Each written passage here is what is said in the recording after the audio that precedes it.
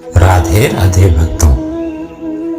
प्रत्येक मनुष्य को बड़ी से बड़ी विपत्ति में भी संयम, धैर्य और विवेक से काम लेना चाहिए और अपनी क्षमता का उत्तम उपयोग करके उस संकट से बाहर आने का भरपूर प्रयास करना चाहिए। ये कहानी आपके जीवन की सोच को बदल देगी। एक दिन एक किसान का बैल सूखे कुएं में गिर गया। वह बैल घंटों तक जोर जोर से रोता रहा और किसान सुनता रहा और विचार करता रहा कि उसे क्या करना चाहिए और क्या नहीं। अंततः उसने निर्णय लिया कि चूंकि बैल काफी बूढ़ा हो चुका था, अतः उसे बचाने से कोई भी लाभ नहीं होने वाला था और इसलिए उसे कुएं में ही दफना देने का निश्चय किया। किसान ने अपने सभी पड़ोसियों को मदद के लिए बुलाया। सभी ने एक एक फावड़ा पकड़ा और कुएं में मिट्टी डालनी प्रारंभ कर दी। जैसे ही बैल की समझ में आया कि यह क्या हो रहा है, तो वह और जोर जोर से चीख चीख कर रोने लगा और फिर अचानक वह आश्चर्यजनक रूप से शांत हो गया। सब लोग चुपचाप कुएं में मिट्टी डालते रहे। तभी किसान ने कुएं में झांका तो वह आश्चर्य से सन्न रह गया।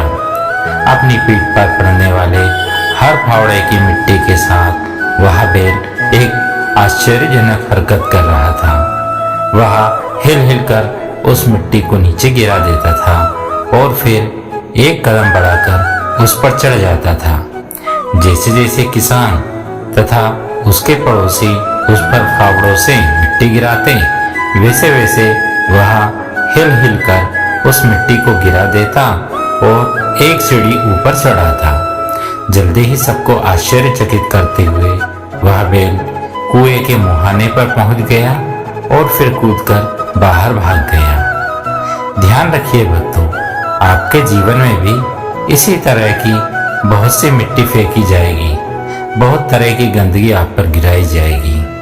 जैसे कि आपको आगे बढ़ने से रोकने के लिए कोई व्यर्थ में ही आपकी आलोचना करेगा, कोई आपकी सफलता से ईर्ष्या के कारण आपको बेकार में ही भला बुरा कहेगा, कोई आपसे आगे निकलने के लिए ऐसे रास्ते अपनाता हुआ देखेगा जो आपके आदर्शों के विरुद्ध होंगे। ऐसे में आपको हतोत्साहित होकर बैल जैसे कुएं में ही नहीं पड़े रहना है, बल्कि साहस के साथ हर तरह की गंदगी को गिरा देना है और उससे सीख लेकर उसे सीढ़ी बनाकर बिना अपने कदमों को आगे बढ़ाते जाना है।